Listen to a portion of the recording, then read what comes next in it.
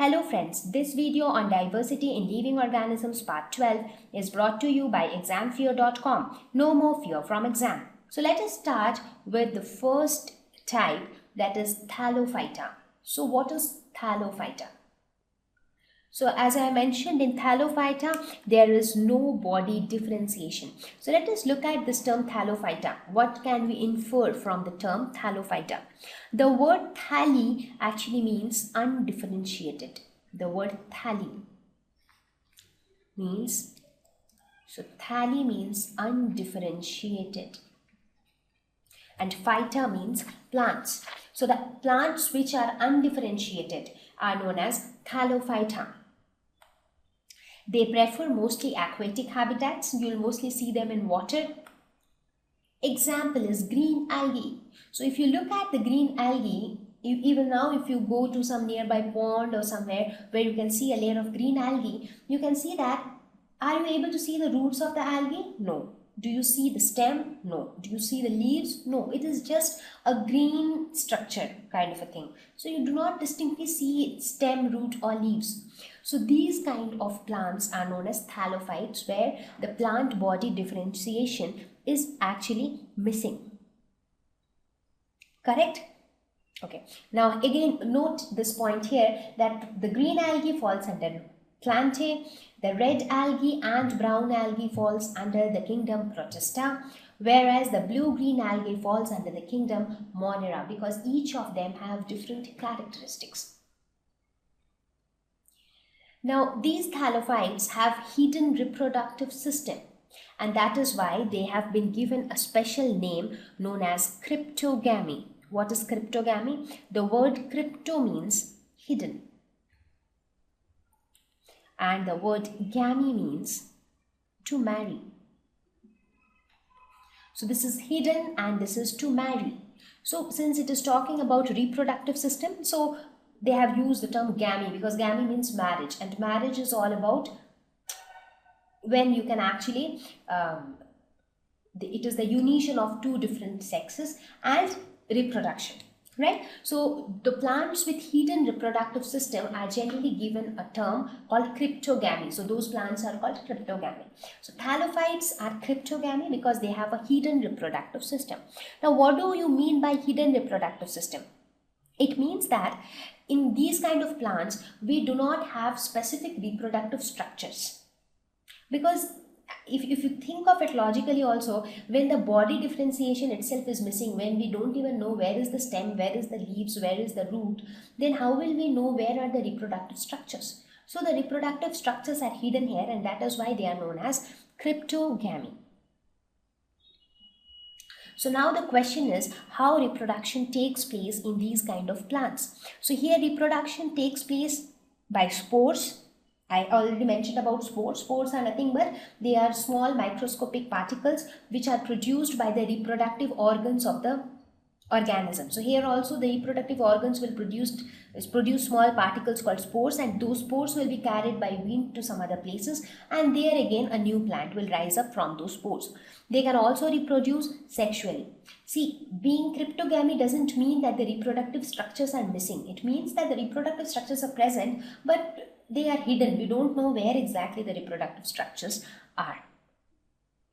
So now let us look at some of the examples of thallophytes. So these thallophyta are also known as thallophytes. So let us look at some of the examples. As I said, green algae is the other kind of plants which fall under thallophyta. So even in green algae, we have many different types of green algae. So some of the examples are Ulothrix, Spirogyra, Alva, Cladophora. These are some of the examples of thallophytes. So if you look at the structure of each of these plants, what do you see? Are you able to distinguish between their root, stem and leaves? You can't, right? So if you look at this one, let us say the Ulothrix, we are not even able to understand what is a root, what is a stem and what are the leaves. We don't see any leaf-like structure, right? Similarly, if you look at this one, this Alva, it looks like as if it is a leaf, but this itself is the entire plant. So we don't know where is the leaf, where is the root, and where is the stem. Similarly, if you look at this cladophora, you see it looks like some thread-like structures. So again, we are not able to understand where exactly is what. Right? So if you look at the Spirogyra, the name itself says Spirogyra. Why it is called Spirogyra? Because of this spiral shaped structure. So if you look at its structure, you can see some spiral shaped structure is running throughout the cell. That is why they are known as Spirogyra. So here you can see certain distinct things. For example, a cell wall is visible. So this outer wall is nothing but the cell wall. Similarly, you can see that here you can see a distinct nucleus. This is the nucleus. Again, you can see some organelles at certain places. These are nothing but the chloroplast. They only actually contain the green pigment called chlorophyll, because of which they are able to perform photosynthesis. And this fluid inside is nothing but the cytoplasm. Right? So these are some of the things which we can see looking at this picture of the cell of a Spirogyra. But when you look at the Spirogyra plant as such, we are not able to distinguish between the root, stem and leaves. Right? So these are thallophytes. So such kind of plants. So as I said, green algae falls under the category of thallophytes. But again, in green algae, we have many different types of plants which actually form green algae. Right? So these are some of the examples which fall under the category of Thallophyta. Clear? Okay. So now let us go to the next type, that is Bryophyta. So as I said, Bryophyta are those which have the body differentiation to some extent.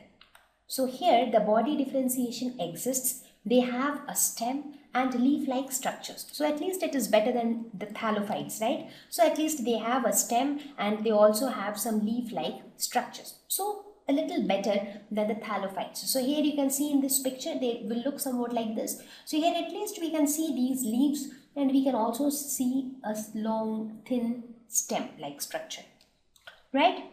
Okay. But there are no root. So root is absent here, and since roots are absent here, so root absent means the wood part is absent. As a result, there is nothing to lend lot of structural support, because the stems are generally soft, right? But the roots are quite hard and they held the plant strong to the soil. So the root actually gives a lot of structural support. So that structural support is missing here. These bryophytes are often known as plant amphibians. Why are they called plant amphibians? Amphi, the word amphi means both. Now these plants, their habitat is neither pure water nor land. That is, they need little bit of water as well as they need little bit of land for their survival, and that is why they are known as plant amphibians, because they live on both land and water. Examples of bryophytes are mosses, liverworts and hornworts. These are the popular examples of bryophytes. So mosses, you must be aware what are mosses. You would have seen the picture of mosses, right? So how do they look like? They are not very tall. They will be short in size, not very big trees or not very big plants also. They will be quite short in size, and they will be in the form of bushes. Too many mosses together. So these mosses, liverworts and hornworts, these kind of plants fall under the category of bryophytes. Specialized vascular tissues are absent here. So here we do not have the vascular tissues. Now what happens if you do not have the vascular tissues? As I said, the function of vascular tissues is to conduct, is water conduction, water and mineral conduction. So now if the conduction is not proper in a plant, what will happen? The plant will not grow very tall. And that is why these bryophytes, their height is just slightly above the ground, not more than that. Because until and unless each and every part of the plant does not get a lot of water, they cannot grow well, right? So in this case, we do not have the vascular bundles at all. So the conduction is not at all there. As a result, they do not grow very tall. However, they have a significant role in preventing soil erosion. What is soil erosion? The moving away of soil by water. Let us suppose when it rains heavily, a good amount of or a good layer of soil is carried away by the water. That is known as soil erosion. But now if you have these bryophytes planted there, so what will happen? It will hold the soil to some extent, and as a result it can prevent soil erosion. So sometimes people have this kind of impression that these plants do not have very large leaves or very showy flowers, or I mean they do not look that great as well, because they are all small plants, right? So sometimes people think that they can be ignored. I mean, they do not have much significant role to play. But that is why I mentioned here that every living organism has a significant role to play on this earth. So even these plants play a very significant role in preventing soil erosion, even though they do not have a very catchy appearance. So sometimes not much notice is given to these kind of plants. So when we talk about the reproductive system, so even in these type of plants, the reproductive system is hidden, and that is why they are known as cryptogamy. Crypto meaning hidden and gamy meaning to marry. So how does reproduction take place in these kind of plants? So again, they also reproduce by spores. So they produce enclosed reproductive structures, but they produce neither flowers nor seeds. So here in these kind of plants, we do not have any flowers or seeds, but they can reproduce by spores. So let us look at the examples of bryophytes. Mosses, which you can see here in this picture. The hornworts, which again you can see here. Why are they called hornworts? Because of the horn-like structures. So if you see in this picture, they have got some horn-like structure here. See everywhere, right? So because of this horn-like structure, they are known as hornworts. Now these plants are not very common. They are common only in the tropical forests, and that is why we do not see these kind of plants in our day-to-day life, because they are found mostly in the tropical forests area.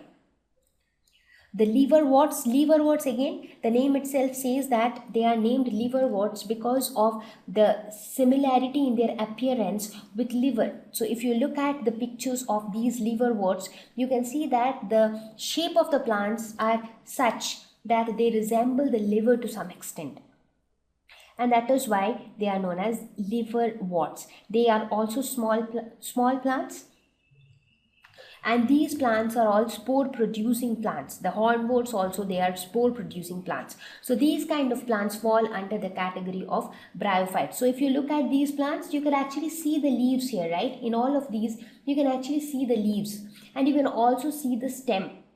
Right, so this is the top view of the plant, so maybe the stem is not that evident, but if you look at this plant, you can see that the stem is also evident. So stem and leaf like structures are evident, and they thus fall under the category of Bryophyta. Thank you. Please visit www.examfear.com to watch more videos, attempt free online test, get free study material, find tutors and mentors. Thank you once again.